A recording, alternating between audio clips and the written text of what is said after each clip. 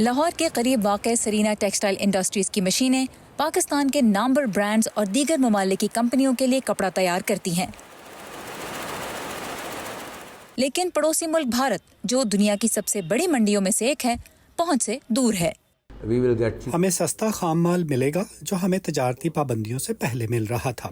عمدہ کپڑا، ہمارے لون اور کاٹن اور سوتی کپڑا بھارت میں بہت پسند کیے جاتے ہیں۔ اسلام آباد نے سن 2019 میں بھارت کے ساتھ تجارت کو اس وقت معطل کر دیا تھا جب نئی دہلی نے یک طرفہ طور پر متنازع جموں و کشمیر کی خود مختار حیثیت کو ختم کر دیا۔ پاکستانی کاروباری شخصیات چاہتی ہیں کہ حکومت معاشی تکلیف کو کم کرنے کے لیے بھارت کے ساتھ تجارتی تعلقات بحال کرے، لیکن بھارت میں انتخابات کے دوران وزیر اعظم نریندر مودی خود کو کانگریس پارٹی کے مقابلے میں پاکستان کی مبینہ سرحد پار دہشت گردی روکنے میں زیادہ سخت گیر لیڈر کے طور پر پیش کر رہے ہیں۔ میں نے آتے ہی کہہ دیا انپ ہی جنپ بہت ہو چکا ہے۔ آج استھتی یہ ہے پاکستان دنیا بھر میں جا جا کر کے رو رہا ہے، بچاؤ بچاؤ چلا رہا ہے۔ سن 1947 میں تقسیم ہونے والی یہ دو جوہری طاقتیں متعدد جنگیں لڑ چکی ہیں اور ایک دوسرے پر سرحد پار دہشت گردی کا الزام اکثر عائد کرتی ہیں۔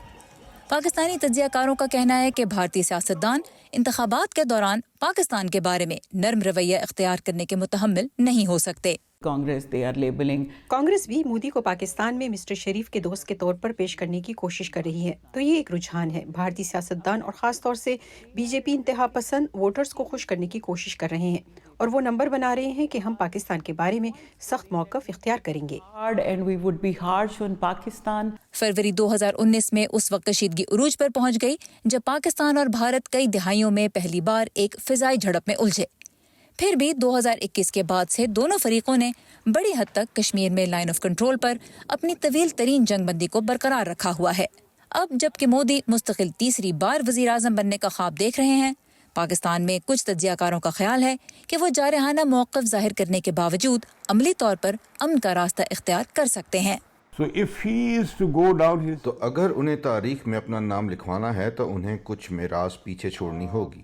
میں دیکھ رہا ہوں کہ مودی کے لیے پاکستان کے ساتھ امن قائم کرنے کے معاملے پر نام کمانے کا ایک موقع ہے۔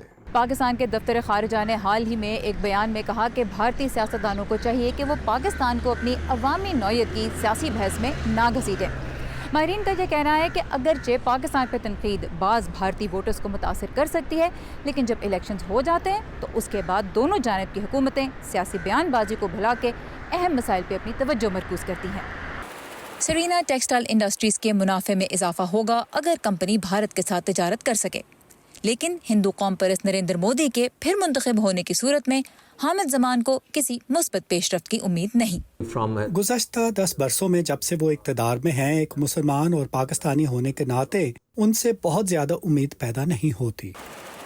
سارا زمان، وائس آف امریکہ، اسلام آباد۔